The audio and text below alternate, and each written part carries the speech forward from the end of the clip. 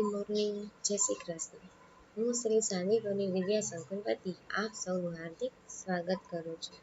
અમારા વિડીયો વધુ આગળ જોવા માટે અમારી ચેનલને સબસ્ક્રાઈબ કરો અને બાજુમાં આપેલા બેલ આઇકનને પ્રેસ કરો.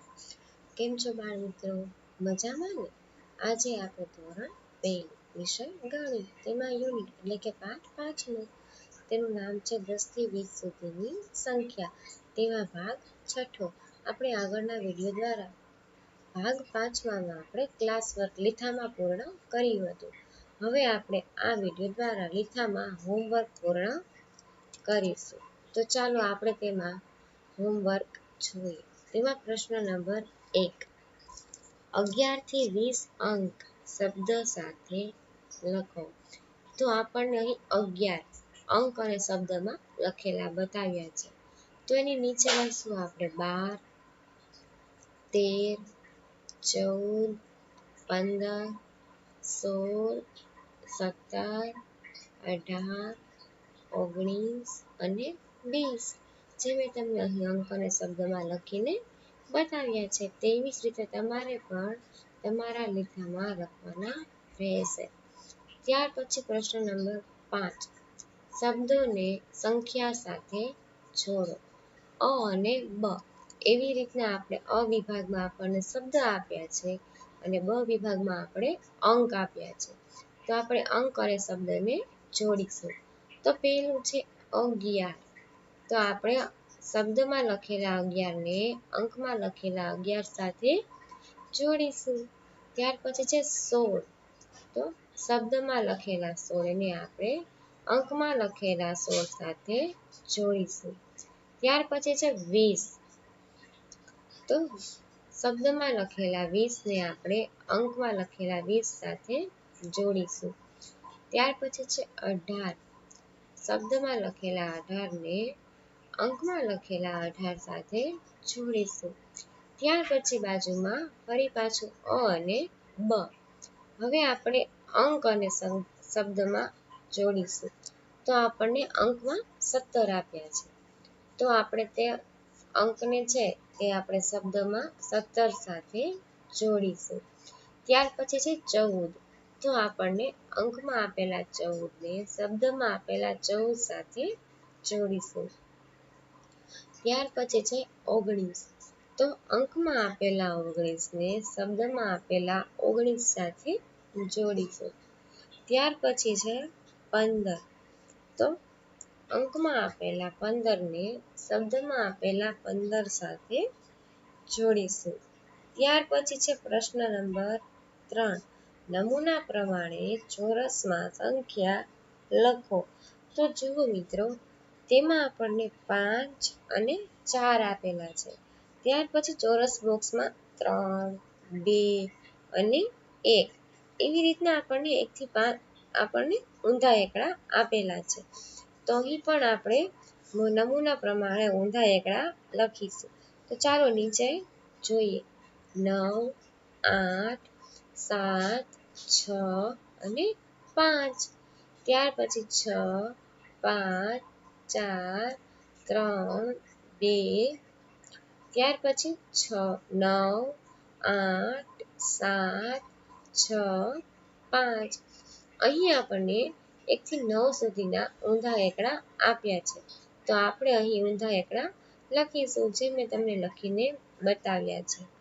ત્યાર પછીના પેજ ઉપર જોઈએ તો પ્રશ્ન નંબર 4 અ, સરવાળા કરો.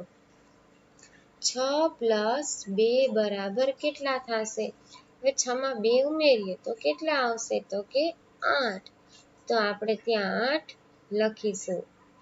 ત્યાર પછી 4 + 2 બરાબર કેટલા? હવે 4 માં 2 ઉમેરીએ તો કેટલા થશે? તો કે 6.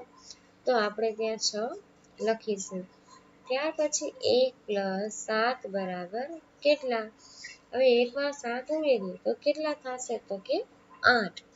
તો આપણે 8 લખીશું. 12 + 5 બરાબર કેટલા? હવે 12 માં 5 ઉમેરીએ તો કેટલા થશે? તો કે 17. તો આપણે ત્યાં 17 લખીશું. ત્યાર પછી 17 + 2 બરાબર કેટલા? 17 માં 2 ઉમેરીએ તો જવાબમાં કેટલા આવશે? તો કે 19. તો આપણે ત્યાં 19 લખીશું. ત્યાર પછી 12 + 6 બરાબર કેટલા? હવે 12 માં 6 ઉમેરીએ તો કેટલા આવશે? તો કે 18. તો આપણે ત્યાં 18 લખીશું. ત્યાર પછી પ્રશ્ન નંબર 4 બ, બાદબાકી કરો. 8 - 2 બરાબર કેટલા? હવે 8 માંથી 2 બાદ કરીએ તો જવાબમાં કેટલા આવશે? તો કે 6. તો આપણે ત્યાં 6 લખીશું. ત્યાર પછી 6 - 5 બરાબર કેટલા? 6 માંથી 5 બાદ કરીએ તો જવાબમાં કેટલા આવશે? તો કે 1. તો આપણે ત્યાં 1 લખીશું. ત્યાર પછી 4 - 0 બરાબર કેટલા? હવે 4 માંથી 0 બાદ થાય તો કે ના થાય, 4 ના 4 જ રહેશે. તો આપણે ત્યાં 4 લખીશું. ત્યાર પછી 14 - 4 બરાબર કેટલા? હવે 14 માંથી 4 બાદ કરીએ તો જવાબમાં કેટલા આવશે? તો કે 10. તો આપણે ત્યાં 10 લખીશું. ત્યાર પછી 18 - 3 બરાબર કેટલા? 18 માંથી 3 બાદ કરીએ તો જવાબમાં કેટલા આવશે? તો કે 15. તો આપણે ત્યાં 15 લખીશું. ત્યાર પછી 15 - 5 બરાબર કેટલા? હવે 15 માંથી 5 બાદ કરીએ તો જવાબમાં કેટલા આવશે? તો કે 10. તો આપણે ત્યાં 10 લખીશું. ત્યાર પછી પ્રશ્ન નંબર 5 અ, નીચેના દાખલા ગણો. તો ચાલો તેમાં આપણે રકમ વાંચીએ.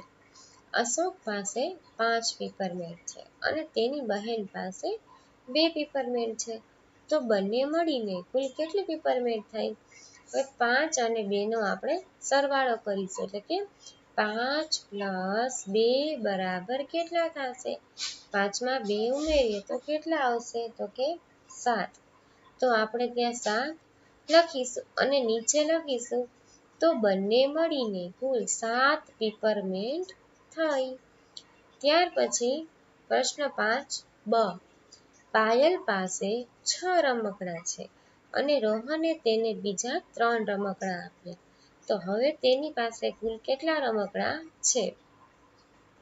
પાયલ પાસે તો 6 રમકડા હતા જ અને રોહને તેને 3 રમકડા આપ્યા, એટલે કે 3 રમકડાનો વધારો થયો. તો આપણે અહીં પણ સરવાળો કરીશું. 6 + 3 બરાબર કેટલા? હવે 6 માં 3 ઉમેરીએ તો જવાબમાં કેટલા આવશે? તો કે 9. તો આપણે અહીં 9 લખીશું અને નીચે લખીશું કે તો હવે તેની પાસે 9 રમકડા છે. તો મિત્રો, અહીં આપણું ચેપ્ટર 5 પૂર્ણ થાય છે અને મને આશા છે કે તમને આ વિડીયો દ્વારા હોમવર્કમાં બધું સમજાઈ ગયું હશે. આ વિડીયોનું હોમવર્ક હું તમને વોટ્સએપમાં PDF દ્વારા મોકલીશ. Thank you.